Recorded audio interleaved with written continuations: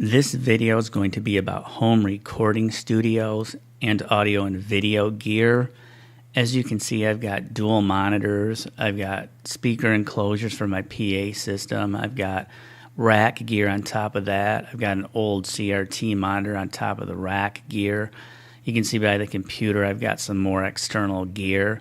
And then on top of that shelf, I've got my audio board. I kind of like the way this layout is. There's really nothing wrong with it. You won't see computer speakers with this particular layout because those monitors are AV monitors. They're for audio and video both. If you look at the external hardware that is on the right side of my computer case, one of the pieces of equipment is a DV converter.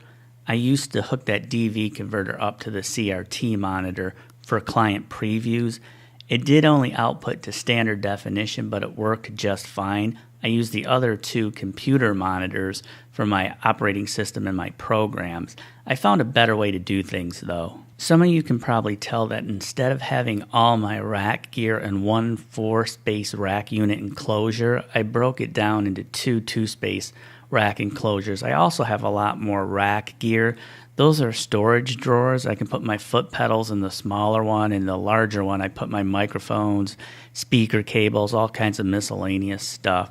They're really handy to have. It's a lot better than keeping things in plastic totes. I just wanted to say the reason I took my rack gear out of the 4-space rack enclosure and divided it into two 2-space rack enclosures is because it was just too heavy having all that gear in one rack unit. It weighed, I think, about 72 pounds, and now the heaviest piece of equipment I have is obviously the power amp, and that power amp with the enclosure it's in only weighs about 38 pounds, so it's a lot lighter. I know a lot of you use your own home recording gear to actually do live sound reinforcement, whether it be for local bands or a community church. I think it's better to have a module system where you have like 3 or 4 rack enclosures instead of all your gear into one huge like 16-space rack unit. It just makes it easier to take the stuff that you really actually need and leave the other stuff behind. Plus it'll be a lot lighter weight. I'm not trying to suggest everybody with their own home recording studio has to have a modular setup. If you're never going to take your audio gear out of your own home recording studio, then in that case you could just get a rack mount unit that comes up to your waist and stack like 12, 13, maybe 14 pieces of equipment into it. It could, weigh 120, 150 pounds. It's not a big deal if it's on casters. You can roll it to different places in your own home recording studio. But for people that do like to take their stuff out, to do live sound reinforcement, it's something to think about. Maybe get 3 or 4 different rack enclosures instead of one huge rack enclosure. You'll probably also notice that I do have dual monitors, but they're stacked on top of one another instead of being side by side. If you're into audio recording, this might be a good way for you to lay out your home recording studio, because by having the monitors stacked one on top of each other, it'll probably allow you to use your computer desk to put a nice 16-channel audio board on it, or maybe even a 32-channel audio board. You can see I got my little MIDI controller right by where my keyboard is. The CRT monitor I don't really use all that often, and that's why you don't really see it in this particular photo. But I do have the other AV monitor that was in the other photo on top of all that rack gear. The reason I've got that where it is because it's kind of big and I don't want it too close to my face. That's why it's not on the computer desk. But I do have an intensity shuttle now, and that'll actually output to high definition. The DV converter I used wouldn't. With this setup, I can keep my computer speakers right on that same shelf that the audio board is on, so I don't take up any space on the desktop with my computer speakers either. Over the years, I've bought a lot of external enclosures for my computer system. 2 of those are USB 3.0, the other 2 are USB 2.0. The USB 2.0s are actually IDE, the way they actually connect, where the USB 3.0s connect by SATA. The old IDE ones I don't even need anymore, so those actually just stay in my closet. I've got it just in case a client comes over with an IDE hard drive and they need me to get the data off. The only external closure I need connected to my computer is the Blu-ray burner, and that's in case I need to make copies of CDs, Blu-ray discs, or DVDs. The external hard drive enclosure, I don't need that connected because I only use that to get data off of my client's computers, whether I need to get video files, image files, or audio files. Once I get the data that I need off of the client's computer, I can take the hard drive out of that external enclosure and pop it into the hot swappable drive bay enclosure within my computer system. Otherwise, that just sits in my closet as well. I think it's okay to have all these enclosures by your computer if you want to. I don't think it looks tacky. I think it all blends together well. I want to take a moment to say that sometimes I see people that have external hard drives. One of them might be a blue hard drive with black letters on it. Another one might be a silver hard drive with red letters on it. They might have an external DVD burner that's white with black letters on it, and they just don't stack well.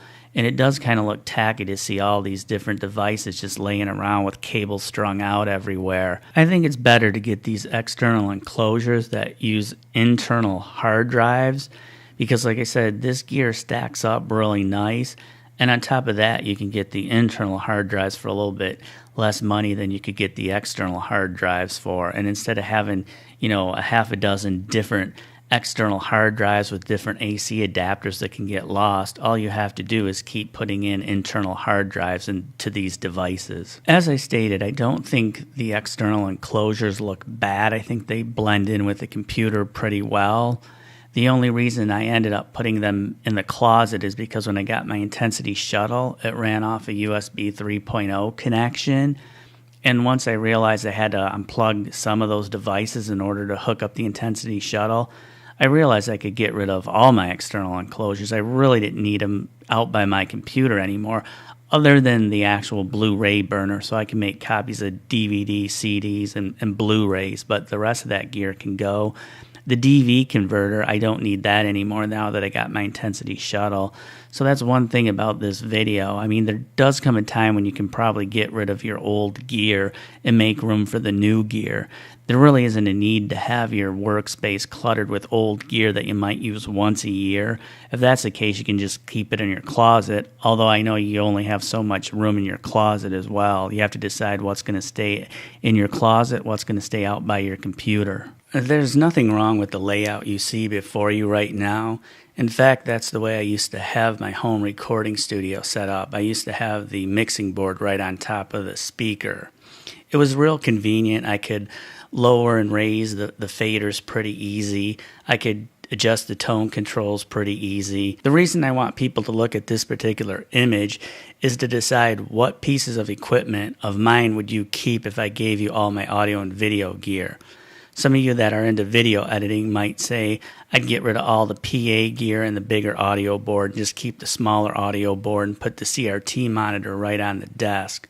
Some of you that are into audio more than video might say, I'd get rid of the CRT monitor and the small audio board and keep the bigger audio board and set it right on the computer desk. There's no right way or wrong way to actually set up your home recording studio. And as far as what gear is going to work best for you, that depends on each and every individual person's needs. Don't look at somebody on YouTube and think, hey, I've got to get all the same equipment they've got. If I offered to give my audio and video gear to 5 different people, we'd probably see 5 totally different arrangements. Maybe after watching this video, some of you will arrange your home recording studio slightly different. I'm not saying everybody has to get those hot swappable drive bays for your computer. I'm not suggesting everybody has to stack their monitors one on top of each other. I'm also not suggesting you need to go out and buy rack gear with storage drawers either. I think it's a little bit better than storing stuff in plastic totes, but in the end, it's your home recording studio. If I gave you some good ideas for accessorizing your own home recording studio with gear you may not have had or even known was out there, that's great. That's kind of the purpose of this video. I'm getting ready to end this video, and I just wanted to state that this is how I had my video editing system set up for about 2 years. But just recently, about 5-6 months ago, I had to edit some VHS tapes as well as some high 8 tapes for a client. And it was just a lot better to view standard definition video on a standard definition monitor. So I actually do leave the CRT monitor out all the time now. There's no sense in putting it in the closet. I'm just going to say if you freelance video editing yourself, it's worth it to get a CRT monitor if you've got a lot of high 8 tapes, super VHS tapes that you're editing for a client. It'll look so much better than seeing on an HD TV or even on your computer screen. I just want to say my intensity shuttle can output to the standard definition monitor as well as the high definition broadcast monitor. The DV converter could only output at standard definition resolution. You could hook it up to an HD monitor, but you just wouldn't get a crisp, clean image. So that's why the intensity shuttle has made the DV converter obsolete. And I do like looking at HD timelines on the old CRT standard definition monitors. It's just good to have as a reference, and actually motion graphics look really super good on the old CRT monitor. I wanted to include that to say, as you make room for your new equipment and you get rid of the old stuff, just be very cautious about getting rid of the old stuff because it may be something you might actually need. That's why, like I said, maybe just try and stick it in your closet. If you have a friend or family member who's into audio and video gear and you think they might learn something from this video, please don't hesitate to share the link, whether it's in an email, on Facebook, or in a discussion forum. That's about the end of the video. Thanks a lot for watching, folks.